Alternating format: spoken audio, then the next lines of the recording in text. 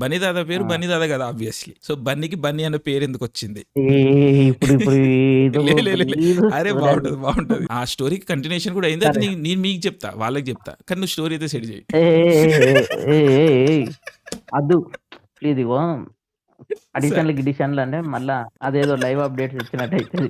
ఏం లేదు. నాకిష్టమైనోళ్ళకు బన్నీ అంటే పేరిష్టం కాదు. దెంగకు సో, నేను అట్లా బన్నీ నీకు అని నీకు నీకు పెట్టుకున్నా. ఒకటి ఆప్షన్ ఇస్తా, అయితే నువ్వు చెప్పు, లేకపోతే హ్మ్. నేను చెప్తా. నేను చెప్తే ఎట్లా చెప్తానో నీకు తెలుసు.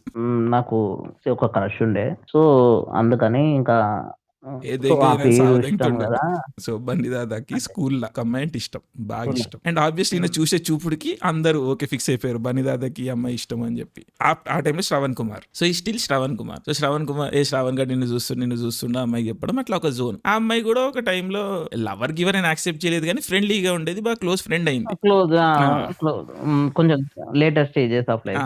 సో క్లోజ్ అయింది. సో ఏమైందంటే బనిదాదకి ఆర్ ఎవ్రీ మగోడికి తెలంగాణలో లేకపోతే ఇండియాలో జనరల్ గా ఈ లవ్ సక్సెస్ కాదు అని బ్యాక్ ఆఫ్ ద మైండ్ నడుస్తుంటది ఏదో టైంలో. తెలుస్తది మనకు బిగినింగే ఫెయిల్ ప్రాజెక్ట్ ఎత్తుకుంటాం మనం.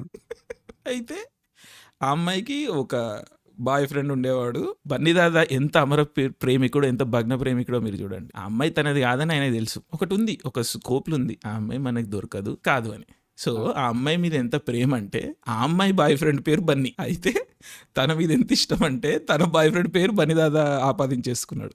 సో ఆ రోజు నుంచి బన్నీ పుట్టిండు. Gender bending back story minimum. అరే నేను చెప్తున్నా కదా, ఇసొంటి స్టోరీలు మీరు ఏడినారు. బన్నీదాదా స్టోరీలు ఏవి నార్మల్గా ఉండేవి.